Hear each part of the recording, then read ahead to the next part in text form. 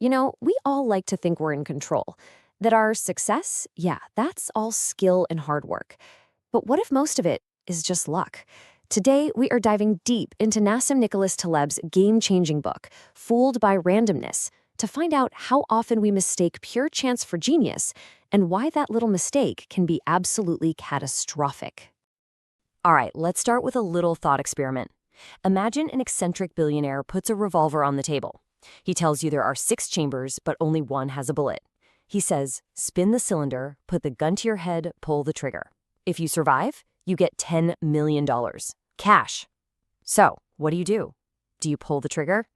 Okay, so let's say you do it. You close your eyes, pull the trigger, and click. Nothing happens. You're alive, and you are suddenly $10 million richer. The media goes wild. They call you bold, a genius in risk management. But here's the real question, the one at the very heart of this book. Was that a good decision, or were you just a lucky idiot who happened to survive a terrible one? And that right there, that's the perfect picture of hidden risk. This is the central danger the book screams about. You see, life, and especially the financial markets, is absolutely filled with people playing Russian roulette without even knowing it. They think they're safe just because the gun hasn't gone off yet. Now, to really get our heads around this danger, Taleb takes us way back. I'm talking ancient world back. He tells us the story of King Croesus of Lydia. Now, this guy was, for a while, the richest, most powerful man on the entire planet, and he was absolutely convinced that his fortune was proof of his own greatness. So Croesus, feeling totally invincible, is showing off all his incredible treasures to a wise man named Solon. He's expecting Solon to declare him the happiest man alive. But Solon? He's not impressed.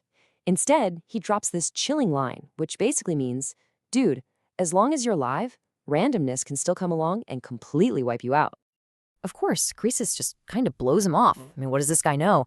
But then years later, Croesus loses a massive war to the Persian Empire. He's captured and is literally about to be burned alive. And in that moment, as he's facing the end, he finally gets it. He screams Solon's name. His amazing life wasn't guaranteed. It was just a stretch of good luck that had finally run out. And this is where we get to one of the book's absolute core ideas, alternative histories. The reality we're living in right now, the one where you survived the Russian roulette or the one where Croesus lost everything, it's just one single path out of thousands, maybe millions, that could have happened. Your success doesn't prove you were smart. It just proves that, so far, you've dodged the bullet in the other chambers. Okay, so from ancient kings, let's rocket forward to modern Wall Street and see this play out with a tale of 2 traders. This is the ultimate showdown, folks. The slow and steady tortoise versus the flashy, high-flying hare, who just happens to be a ticking time bomb. So on one side, you've got Nero. He's the tortoise. He's super conservative, makes a steady, but let's be honest, kind of boring income. And he's always worried about some hidden risk. Then you have John, the hare. He's a Wall Street star. He makes a killing selling options, which is basically a bet that the market will stay calm and nothing crazy will happen. He's buying mansions, driving a Mercedes, and he thinks Nero is a total coward.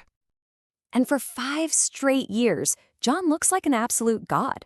His profits are a beautiful, straight line going up and up. He buys the mansion, gets the fancy cars. He's celebrated as a genius. Meanwhile, poor Nero looks like an idiot for being so careful. John is completely convinced he's cracked the code, that he has an unbeatable system.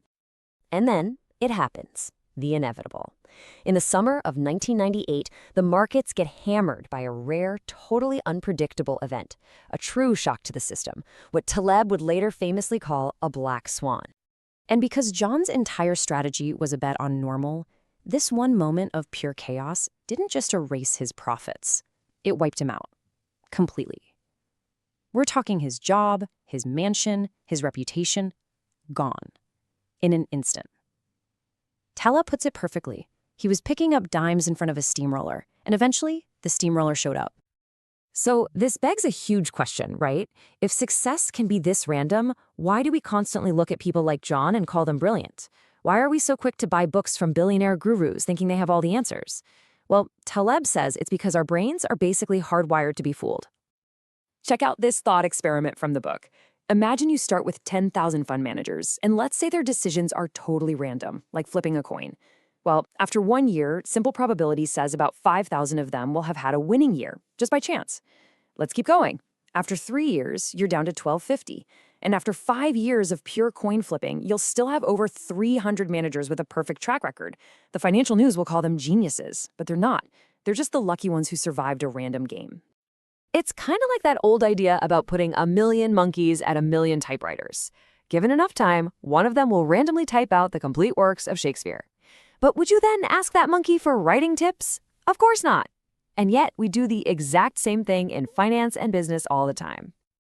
And there's actually a name for this mental blind spot. It's called survivorship bias. We get mesmerized by the handful of winners who are all over the news, right?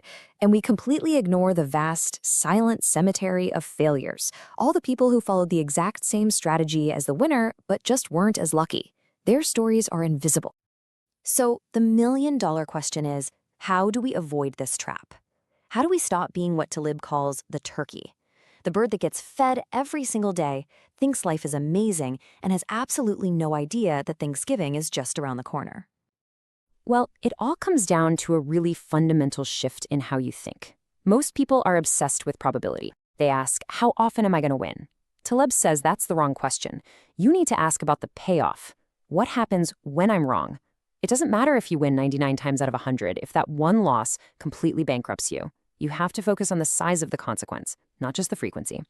Taleb says we need to be more like Odysseus in the old Greek myths. Remember how he knew the siren's song would drive him crazy and make him crash a ship? So he had his sailors tie him to the mast so he couldn't make a stupid emotional decision. We have to do the same thing. Turn off the 24/7 financial news. Stop checking your portfolio every 5 minutes. Build systems that protect you from your own worst impulses and help you focus on the long-term signal, not the daily noise. And really, when you boil it all down, this book is a massive call for intellectual humility. It's about having the grace to look at your successes and admit that luck played a huge part. And it's also about having the stoicism and dignity to face your failures and understand that sometimes it's just the roll of the dice. So that leaves us with one final and pretty sobering question to ask ourselves. In this wild, unpredictable game we call life, are you positioning yourself to be the turkey, enjoying the daily handouts, totally oblivious to the acts that might be coming?